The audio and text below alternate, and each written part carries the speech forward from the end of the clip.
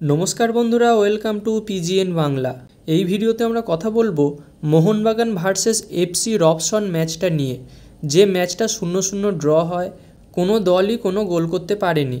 তো এই ম্যাচে মোহনবাগান কেমন খেললো, অপোনেন্ট দলটাই বা কেমন খেললো, এই সব কিছু নিয়ে আলোচনা করব। তো বেশ একটা ইন্টারেস্টিং ভিডিও হতে চলেছে, অবশ্যই শেষ পর্যন্ত দেখতে থাকো। এবং যারা আমাদের চ্যানেলে প্রথমবার এসেছো তারা অবশ্যই চ্যানেলটি সাবস্ক্রাইব করে তার পাশের বেল আইকনটাকে অন করে দিও।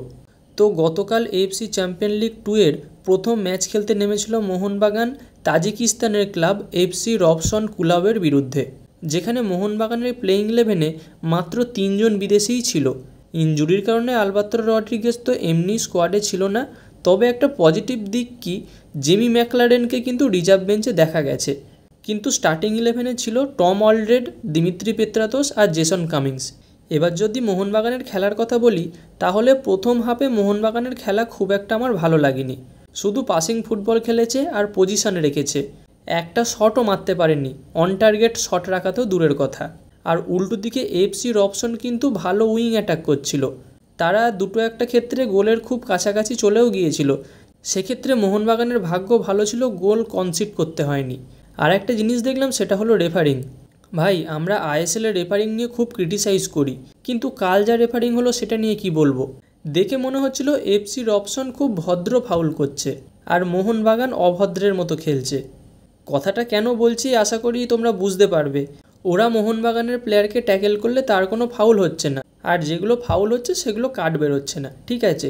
কিন্তু মোহনবাগান ফাউল করলেই দেখি ইয়েলো কার্ড, আর ওদের গায়ে টাচ হচ্ছে কি না হচ্ছে শুয়ে পড়ছে, আর রেফারি সঙ্গে সঙ্গে ফাউল দিচ্ছে। ভাই, ফুটবল একটা বডি কন্ট্যাক্ট গেম, যেখানে একটু আধটু টাচ হবে তার জন্য প্লেয়ার পড়ে যাবে, আর যদি পড়েও যায় সেটা রেফারি ফাউল দেবে। জানি না ভাই কি হয় এসব। তবে ফার্স্ট হাফ থেকে মোহনবাগানের একটা প্লেয়ারের খেলা দারুণভাবে চোখে পড়েছে, সে হলো দীপক টাংরি। দীপক টাংরিকে প্লেইং 11-এ রাখা নিয়ে অনেক কথা, অনেক প্রশ্ন উঠছিল।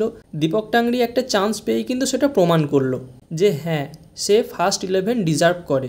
ডিফেন্সেও যেমন হেল্প করেছে, তেমন অ্যাটাকেও হেল্প করেছে। যদিও প্রথমার্ধে মোহনবাগান খুব একটা বেশি অ্যাটাক করতে পারেনি, যেটুকু অ্যাটাক হয়েছে মনভীর সিংয়ের দিক দিয়েই হয়েছে। তবুও যে কটাই অ্যাটাক হয়েছে সেখানে দীপক টাংরির কিন্তু ভূমিকা ছিল। তারপর সেকেন্ড হাফ শুরু হলে রবসন কিন্তু আবার অ্যাটাক শুরু করে। প্রথম 10-15 মিনিট এফসি রবসন ভালো অ্যাটাক করেছে, তারপর খোলস ছেড়ে বেরিয়ে আসে মোহনবাগান।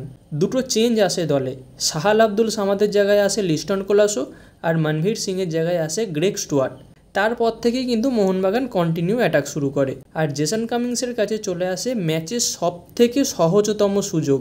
আপুইয়া দারুণ বল দেয় জেসন কামিংসের জন্য, সেখানে গোলকিপারের সঙ্গে 1v1 সিচুয়েশান হয়ে যায়, কিন্তু জেসন কামিংস গোল করতে পারে না। ভাই, তুমি একজন বিশ্বকাপার, এই গোল যদি করতে না পারো তাহলে খেলে লাভ কি। তারপর লিস্টন কোলাসোর জন্য আবার একটা সুযোগ আসে, সেটাও লিস্টন বাইরে মারে। সেখানে লিস্টন কোলাসোর কাছে ভালো অপশান ছিল, সে নিজেও গোলে শ্যুট নিতে পারত। তাছাড়াও তার সামনে দাঁড়িয়েছিল আপুইয়া, পেত্রাতোস, যে কোনো কাউকে বলটা দিতে পারত। কিন্তু লিস্টন বলটা গোলেও মারতে পারলো না, কাউকে পাসও দিল না, কেমন একটা মাঝামাঝি জায়গা দিয়ে বলটা মারলো। তারপর খেলা লাস্টের দিকে, মোস্ট প্রবাবলি এক্সট্রা টাইমের খেলা চলছিল, সেই সময় দিমিত্রি পেত্রাতোসের কাছে আবার একটা ভালো সুযোগ আসে, কিন্তু সেটাও মিস করে দিমিত্রি।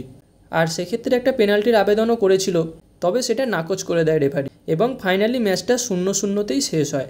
এবার একটা কথা বলি, এই গ্রুপের মধ্যে সবথেকে দুর্বল দল হচ্ছে এই এফসি রবসন, আর তাদের খেলা দেখে খুব একটা কিছু ভয়ঙ্করও মনে হয়নি। আর এই দলটার বিরুদ্ধে মোহনবাগান নিজেদের মাঠে ড্র করলো, পয়েন্ট নষ্ট করলো। যে সুযোগগুলো পেয়েছিল সেইগুলো কাজে লাগাতে পারলে ম্যাচটা জিততে পারতো মোহনবাগান।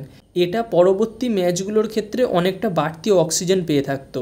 আর একটা কথা কি, যদি এই মোহনবাগান দলটা এইরকম খেলতে থাকে তাহলে কিন্তু পরবর্তী ম্যাচ থেকে খুব একটা পজিটিভ রেজাল্ট কিছু আমি দেখছি না, কারণ পরবর্তী ম্যাচ আছে ট্র্যাক্টর এফসির সঙ্গে, এবং সেটা অ্যাওয়ে ম্যাচ। আর কাল রাতে ট্র্যাক্টর এফসির সঙ্গে আলওয়াকরা এফসির খেলাটা দেখছিলাম, সেখানে ট্র্যাক্টর এফসি 3-0 গোলে হারিয়ে দেয় আলওয়াকরাকে।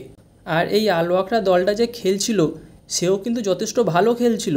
এই এফসি রবসনের মতো শুধু কাউন্টার অ্যাটাকের ওপর ভরসা করে খেলছিল না, বিল্ড আপ প্লে আছে তাদের মধ্যে, কিন্তু তারপরেও ট্র্যাক্টর এফসির কাছে হেরে যায় তারা।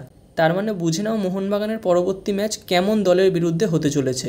তো এরপরে মোহনবাগানের এএফসি চ্যাম্পিয়ন লিগ 2 এর ম্যাচ 2রা অক্টোবর এই ট্র্যাক্টর এফসির বিরুদ্ধে। আর সেটা অ্যাওয়ে ম্যাচ আছে। তো হাতে এখনও 10-12 দিন সময় আছে দলকে সেটেল করার জন্য। ওই ম্যাচটায় অ্যাটলিস্ট ড্রও করতে পারলে সেটাও একটা ভালো রেজাল্ট হবে মোহনবাগানের জন্য। আর এই অবস্থায় দাঁড়িয়ে এএফসি চ্যাম্পিয়ন লিগ 2-এ মোহনবাগান যে গ্রুপে আছে মানে গ্রুপ এ, সেই গ্রুপের একবার পয়েন্টস টেবিলটা দেখে নিই।